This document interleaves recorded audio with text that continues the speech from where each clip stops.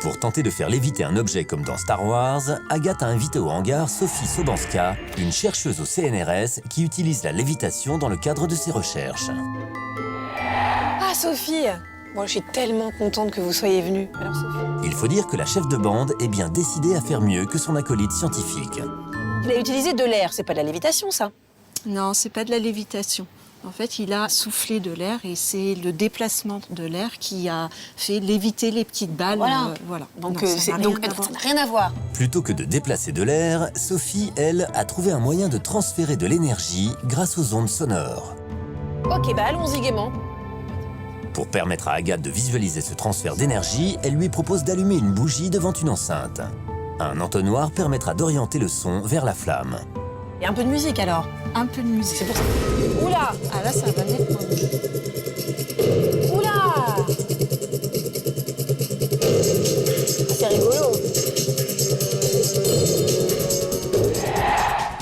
La flamme vacille au rythme de la musique. Ce n'est pas l'air qui la fait bouger, mais l'onde sonore.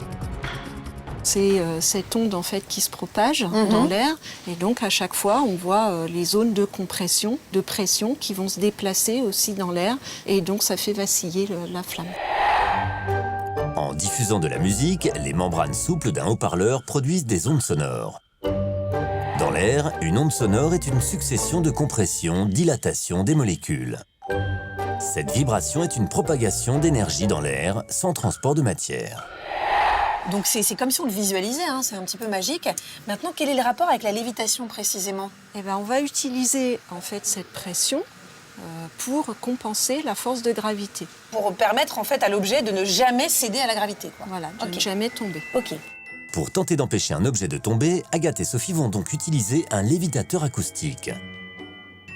Composé d'un émetteur d'ultrasons et d'un miroir, il permet de renvoyer l'onde comme un écho et ainsi de superposer deux ondes sonores à la même fréquence. Pour les visualiser, Sophie place un film de savon au centre de l'appareil. Ah oui, là, effectivement, ça fait des espèces de stries, en fait, c'est ça, hein? Oui, c'est ça, c'est les zones de pression. Bon, alors, Sophie, maintenant, faut faire léviter. À condition que ces fameuses zones de pression soient réellement capables de faire léviter un objet.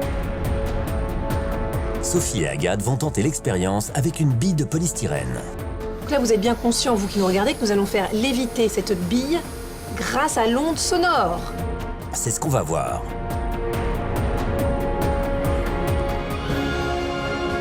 Et ça marche. Ah là là, canon.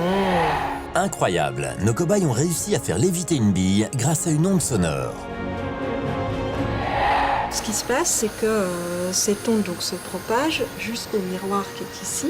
L'onde va se réfléchir et donc on va créer des points de pression où on va pouvoir compenser la gravité.